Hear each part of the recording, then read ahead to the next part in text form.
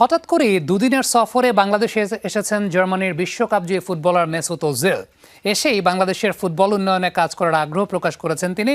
প্রথম দিন ঢাকা বিশ্ববিদ্যালয়ের মেডিকেল সেন্টার উদ্বোধন শেষে বৃহস্পতিবার কক্সবাজারে রোহিঙ্গা শরণার্থীদের সঙ্গে প্রথম ইফতার করবেন সাবেক এই রিয়াল মাদ্রিদ সুপারস্টার। বাংলাদেশের মানুষের ফুটবল প্রীতির কথা ভালোই জানা ওজিলের।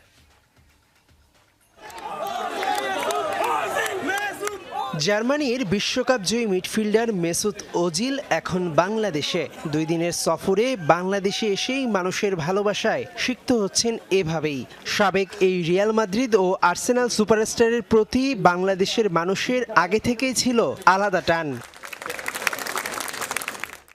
সফরের প্রথম দিন ঢাকা বিশ্ববিদ্যালয়ে মেডিকেল সেন্টার উদ্বোধন করেন তিনি। তুরস্কের অর্থায়নে দীর্ঘদিন বন্ধ থাকা সেন্টারটিতে আবারও চিকিৎসা সেবা চালু হলো। এ সময় উপস্থিত ছিলেন তুরস্কের প্রেসিডেন্ট তাইয়েপ এরদোয়ানের ছেলে বিলাল এরদোয়ান ও ঢাকাস্থ তুরস্কের হাই কমিশনার। ঢাকা বিশ্ববিদ্যালয়ে বক্তৃতা দেবার কথা থাকলেও শেষ পর্যন্ত দেননি। তবে জানা গেল বাংলাদেশকে নিয়ে ভালোই জানা ওজিলের। সে তার জায়গা থেকে সে আগ্রহ প্রকাশ করেছে এবং আশা করতেছি ইনশাআল্লাহ এই কমিউনিকেশনটা অব্যাহত থাকবে। বাংলাদেশের বাফুফে থেকেও তাদের সাথে কমিউনিকেশন করা হবে আশা করছি, এবং এই কমিউনিকেশনের মাধ্যমে আমরা একটা কালেকটিভ কোঅপারেশনের মাধ্যমে বাংলাদেশের ফুটবল এবং ওভারঅল বাংলাদেশের গেমকে আমরা অন্য একটা উচ্চতা নিয়ে যেতে পারবো। এবং ওজিলও সে বাংলাদেশ সম্পর্কে স্টাডি করে এসেছে এবং সে জিজ্ঞেস করছিল তোমাদের লাস্ট জুলাই রেভলিউশনের আবু সাইদের কথা জিজ্ঞেস করেছে।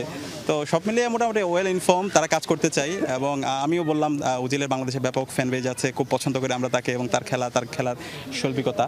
আয়োজকদের কারণে অনেকটা নিভৃতে বাংলাদেশে এসেছেন ওজিল। বৃহস্পতিবার কক্সবাজারে যাবেন, প্রথম ইফতার করবেন রোহিঙ্গা শরণার্থীদের সঙ্গে। মেডিকেল সেন্টারে প্রায় 3 কোটি টাকার কাজ হয়েছে।